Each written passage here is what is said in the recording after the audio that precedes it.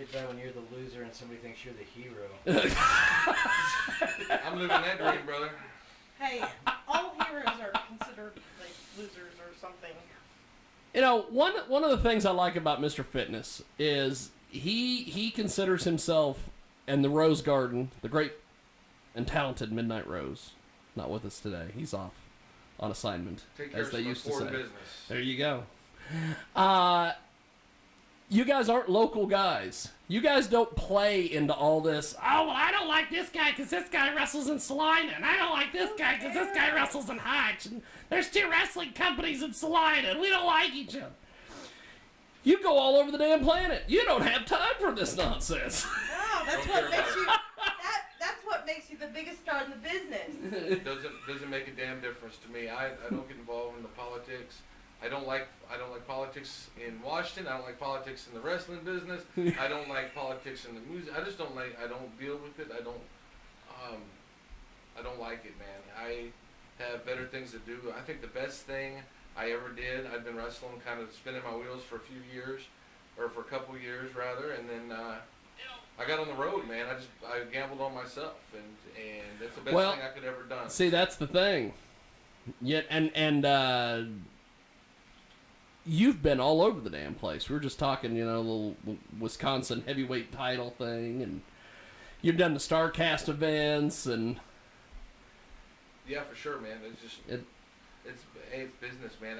Here's the deal, man. There's a lot of talented wrestlers out there in the world, and I meet a lot of them. A lot of guys that are say local to Indiana, local to Missouri, local to Wisconsin, or local to Illinois. Really, some really talented guys. Yeah. But if you're not doing anything with it, if you're not going anywhere with it, then you're spinning your wheels. You know what I mean? And that's fine if you want to be a local. There's nothing wrong with that. Yes.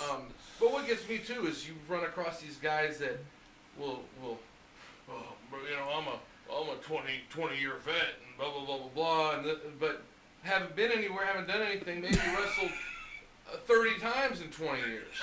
You know what I mean? There you go. And to me, if you haven't had 200 matches, you're a rookie. You might be a rookie with 20 years experience, but you're still a rookie. You're still a rookie. Back in the territory days, a rookie year, you wrestled 200, 230, 250 times a year, whatever. Yeah. And or more. Yeah. And if you're sitting around your 35th, 36th match, it don't matter how many years you've been in the business in front of 4 people in a National Guard armory. That too. Doesn't matter. Doesn't make a difference. That matters to you, and that's good. Well, There's yeah. nothing wrong with that. Hey, good for you guys. Good for you guys. But at the same time, you know, don't throw your weight around at these young guys that are getting out on the road and being hungry. Because to me, a young guy that's putting in that, 60 to 100 dates a year or more. Yeah. Knowing that they're young, knowing they don't have a name yet, knowing they're not making a lot of dough, but that too. But you know what I mean? But they're out there doing it and gambling on themselves, so hopefully they do make some dough and do sell a few T-shirts along the way to keep some gas in the tank and some food in their belly. Yeah. Those are the guys doing it, man. Well, and I've seen and like Jeffrey. Yeah. You're a stand-up comic. Some days. I think that's my next venture, man. I've been writing some material. Jeffrey goes to these open mics. He kills it. Hell yeah. And I eat ass. That's probably my favorite, aside from pro wrestling and whatever. That's probably my favorite form of entertainment. It keeps me awake on the road a lot. Because stand-up comedy? Yeah, for real. That's awesome. Well, you're driving 10 or 12 hours. Oh yeah. To your next show. Hard music will keep you up, keep your heart pumping for a while, but eventually you get desensitized to it. But if you're laughing, you're not falling asleep. So yeah. Exactly. So I tend to put on a lot of stand-up comedy when I'm traveling on the road. That's awesome. Yeah, for sure. So who are some of your favorite stand-up comedians to listen to? Red Fox is a big one. I love Red Fox. That's awesome. There'll be a lot of younger kids that don't know who he's talking Yeah. Oh, fuck them kids. Fuck them kids. Red Fox is probably my favorite. Happy holidays. Fuck Yeah, them for sure, kids. man. Of course, everyone loves Richard Pryor and Eddie Murphy's old stuff, Rodney Dangerfield, George Carlin, Oh yeah. stuff, Yeah. The real Rich good Hepburn list. was really great. He died way too soon, man. He was really great. So there's just and there's a lot of you know, a lot of the bigger stuff that's out now, I'm not a really big fan of, but there are some really great comics.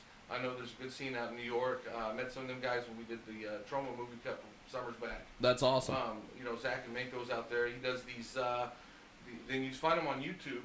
Look him up. Zach yeah. Yeah, he's got these battles, like they're roast battles, but they're like one-on-one kind of gimmicks out there. They're really, really great, really entertaining. So, yeah, I like a lot of that stuff. So, definitely check that out on YouTube. That's fantastic. So Jeffrey, with you know, you doing stand-up comedy, do you have any advice for fitness getting into potential stand-up if he ever wanted to do that? Just kill it. All I do is win, man. That's right. My problem is I'm not. Here's the deal. I'm not very funny. I'm funny in spurts. I get, you know, I'm funny in spurts, so I've got to learn to put it all together. So I've got to do a little research and studying. You know what I mean? So it's like it's not something just anybody can do, and I realize that. So you've got a couple good lines and then nothing. Yeah, and then a couple more good lines. I think I'm a funnier writer. I think I got to work on my delivery. I'm a funnier writer than I am probably a performer in that aspect yet, but I'm working on it. So. That's awesome. Yeah, for sure. Mr. Fitness 2 is a stand-up comedian. That would be fantastic. Because you could go up there and be like the $1 Million Body. You can do the whole. That's right. That's your opening line. Wear the mask. The mask doesn't come on. This is the way. This is the way. That's right. Mandalorian owes me some Mandalorian, man. He owes me royalties. I started that. You know, when I saw that cast photo, and I put this up on Facebook, the first thing I thought of was, man, this guy's got more commitment to kayfabe than most of these wrestlers that I know. All these wrestlers, they don't. He wouldn't take the mask off, and he didn't take the mask off until the last episode of the season. I don't think I've ever seen him without the mask. Who, me? Yeah. No, yeah, you won't. You won't. Yeah, you won't. And you won't see the Mandalorian either unless you watch episode 8. And then you'll see him without the mask. But, spoiler alert! Spoiler alert for the folks out there. I watched it last night from my hotel. So oh. I carry my iPad with me everywhere. I got that big iPad and whatever. I just carry it with me everywhere so I can watch movies and stuff. It's really awesome. So. I was forced into watching anime last night because that's what Brittany likes watching over at her house. We have to watch anime. So, I don't understand Japanese anime. The things we do to get lucky, man. Things we do to get lucky, that's right. I like Avatar. That's the only anime I like. Oh, I hate that movie. No, not the movie. That's the TV show. Oh, the TV show It's a cartoon, also. yes. Well, That's fantastic. well, it's named after the worst movie I think ever. I don't know why. It broke records. I didn't ever understand it. It was like the biggest movie ever. The one with the blue avatar. Oh yeah. Okay, It was Ferngully. It was like a remake of Ferngully. Ferngully! It's the same damn movie, man. It's horrible. But people are, and this just shows you where people's attention span is today. People are just wowed by this movie, like, oh, it's the greatest thing ever. You got to see Avatar. And it's the biggest piece of shit I've ever seen in my life. That's awesome. An Asian TV show about like avatars, like the sun god or whatever they have. Elements. There's one kid that can control fire, one kid can control dirt, one So can like Boy control Scouts and shit. water. And the Avatar Like Boy Scouts and shit. They all got like their merit badges. They got the fire starter merit badges. I That's could awesome. take it. A movie about Boy Scouts. But I still like the movie that you're talking about. Oh, well, you know, some of us have class, some of No. us watch Avatar. That's fantastic.